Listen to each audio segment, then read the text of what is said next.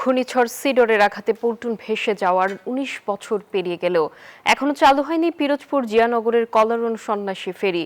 প্রতিদিন ঝুঁকি নিয়েই পার হচ্ছে নারী, শিশু, শিক্ষার্থী ও অসুস্থ রোগী সহ বিভিন্ন শ্রেণী পেশার মানুষ। স্থানীয়দের অভিযোগ, সংশ্লিষ্ট কর্তৃপক্ষের কাছে বারবার দাবি জানালেও নেই কোনো কার্যকর উদ্যোগ। পিরোজপুর প্রতিনিধি গোলাম মোস্তফার তথ্য ও ছবিতে ডেস্ক রিপোর্ট। ১৯ বছর আগে এখানেই ছিল ব্যস্ততম ফেরিঘাট। প্রতিদিন পার হতো ৪-৫ ইউনিয়নের মানুষ, কিন্তু আজ সেখানে বসে আছে কুকুর। পিরোজপুর জিয়ানগর উপজেলা ও বাগেরহাটের মোরেলগঞ্জ উপজেলার সীমানায় পানগুছি নদীর ওপর কলারন সন্ন্যাসী ফেরিটি ২০০৭ সালের সিডরের আঘাতে পন্টন ভেসে যাওয়ার পর থেকে দীর্ঘ ২ দশক ধরে বন্ধ রয়েছে। এই গুরুত্বপূর্ণ ফেরিঘাটটি বন্ধ থাকায় দুই জেলার ৪-৫টি ইউনিয়নের কয়েক লাখ মানুষ ঝুঁকি নিয়ে নৌকা ও ট্রলারে পারাপার হচ্ছেন। চরম দুর্ভোগের শিকার হচ্ছেন স্থানীয়রা। সামনের বর্ষা মৌসুমের আগেই ফেরিটি দ্রুত পুনরায় চালু করার দাবি স্থানীয়দের। একমাত্র স্মার্ট সিটি বসুন্ধরা, আধুনিকতায় এক ধাপ এগিয়ে।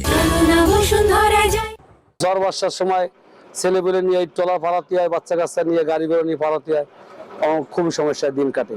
আমাকে বাচ্চা কাচ্চা নিয়ে যাইতে অনেক কষ্ট হয়। এই বৃষ্টির মৌসুমের আগেই পেতে পারি। অনুরোধ জানাবো যাতে আমরা অনতিবিলম্বে ফেরিটা সচলভাবে ফিরে পেতে পারি। ফেরি চালুর জন্য প্রয়োজনীয় কাগজপত্র ঊর্ধ্বতন কর্তৃপক্ষের কাছে দেয়া হয়েছে। ফেরিঘাটের দুই পাশের রাস্তা মেরামতের কাজ চলছে। এই কাজ শেষ হলেই ফেরি চালু করা হবে বলে জানান এই কর্মকর্তা। সড়কের সংস্কার উদ্যোগ গ্রহণ করা হয়। উদ্যোগের পরবর্তীতে এটা হচ্ছে মন্ত্রণালয়ের অনুমোদনের পরে এখন দরপত্র মূল্যায়ন প্রক্রিয়াধীন। দরপত্র শেষে কাজ ইনশাল্লাহ বাস্তবায়ন হবে। বাস্তবায়ন পরবর্তীতে এই জায়গা হচ্ছে ফেরি চালুর উদ্যোগ বিষয় গ্রহণ করা হবে।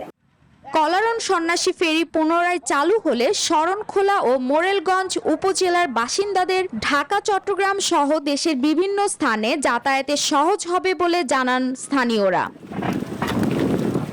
Desk report, news 24।